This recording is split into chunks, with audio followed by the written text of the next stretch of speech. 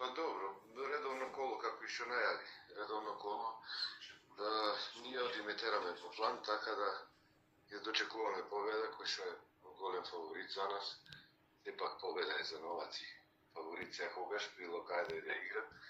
Меѓутоа, во моментов имаме подигнато малку формата и самите резултати покажува. Претходно го, ствари, пред 2 кола го добивме Охрид дома, па потоа бод зедовме во Куманово со Башкими, така да подигната ни е формата, фокусирани сме на тоа, на тие места кои што обезбедуваат опстанок, така да фокусирани сме и со душа чекаме следбата.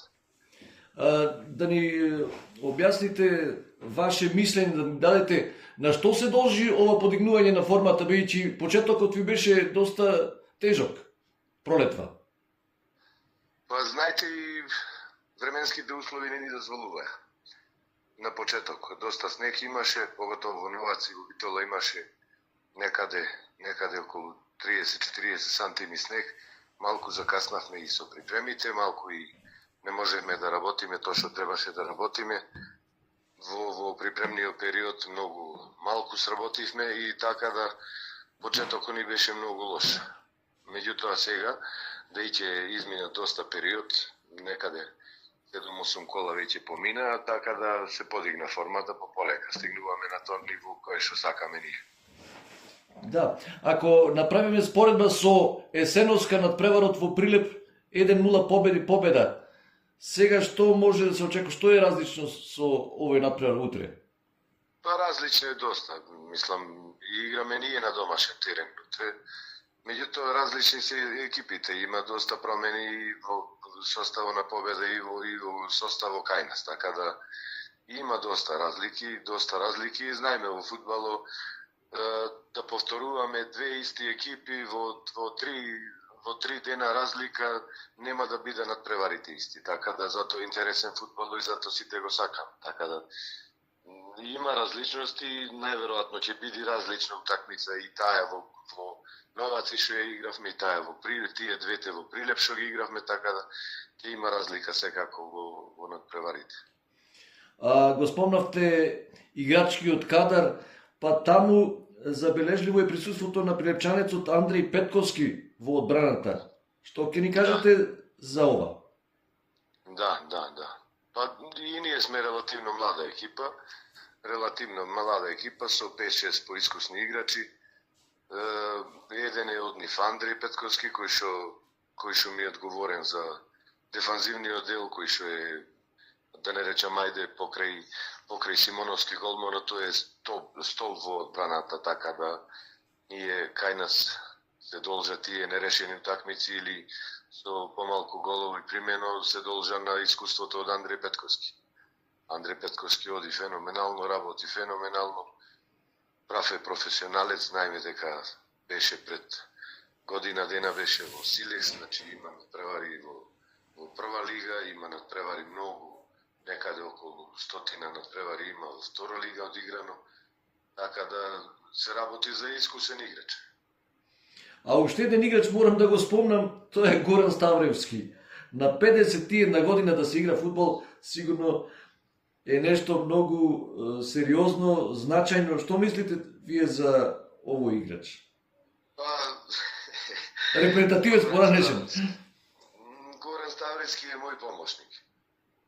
Помошник е мој, така да немам зборови за него, што се несува како човечки квалитети, како, ајде да не речам, тука мој соработник, значи феноменален, лојален, послушен. Сега тоа што се случува на некои утакмици да опуштам на превари, едноставно сакавме, пред се има играно една утакмица, само некаде околу 30 на минути, меѓутоа сакавме да пуштиме и да забележиме дека може и на 50 години да се игра фудбал, сега не е толку квалитетно, не е толку брзо, меѓутоа бидејќи тој секојдневно, да не речам, не со полн интензитет работи со екипата, меѓутоа доста работи со екипата, се што треба. Така да може да изнеси 10-15 минути, меѓутоа пак велам, тоа не е толку јако, не е толку споро, тоа е толку споро што се несе во игра, али Ставре е една, хајде да речам, народски наши искажано, машина права, машина од човек. А гледам дека и жолт картон добил на тој напрак кога настапил. Да. Па, жаро не се губи никогаш. Сега дали ќе го исполниме од наклупа или во терен натре жаро што го имаме према фудбалу, никогаш не се губи. Крстевски, што мислите за тимов на победа сега?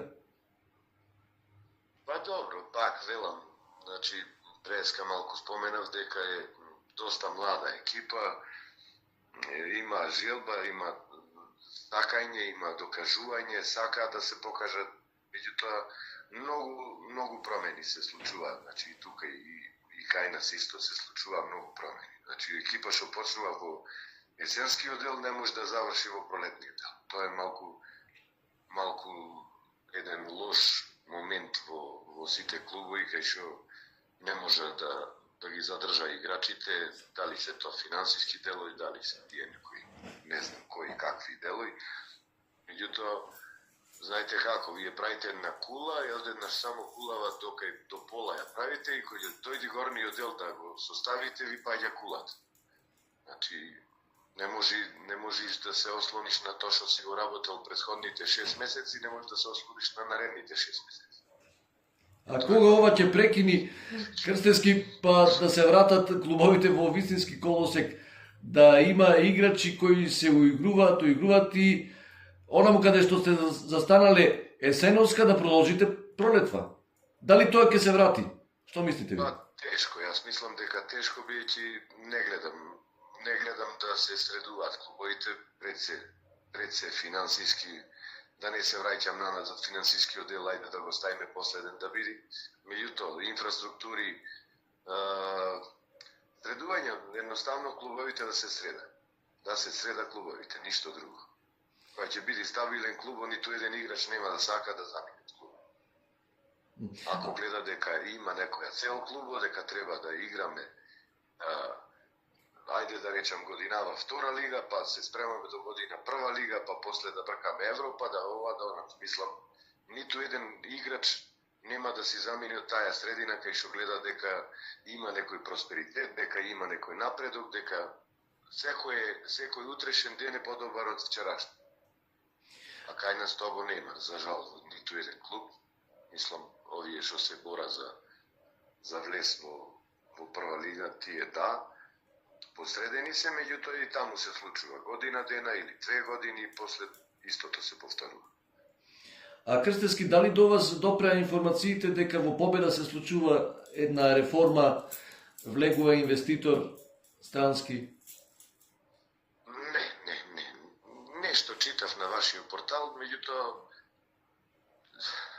малку сме попарени и од ситуациите што се случува во државата и од богами од клубовите што се случува. Значи да почекаме да видиме што ќе се случи. Излегува разни информации, значи се додека не биде нешто дефинитивно, значи јас не верувам по никој, по многу работи. А за новаци, луѓево што се запознати со фудбалот викаат секоја чест на ова мало место што успева вака да одржи тим во втора лига. Што мислите ви? Па добро. Пред се благодарение на управата заедно со општината во Новаци,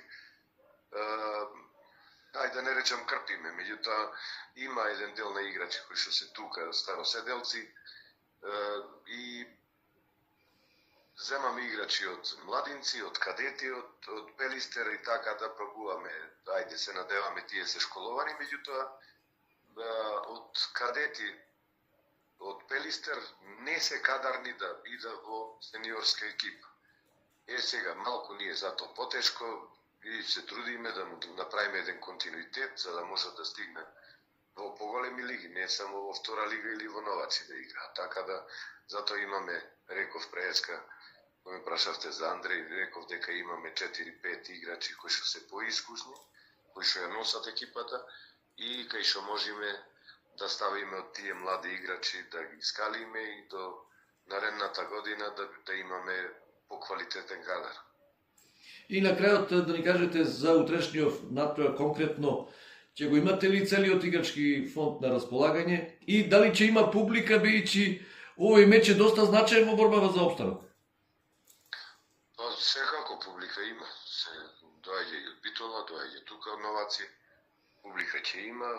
Се надевам дека ќе биде добро времето. Мислам има најави некаде локални некои врнежи. Се надевам дека нема да бидеме ние во тој дел кај што ќе има врнежи.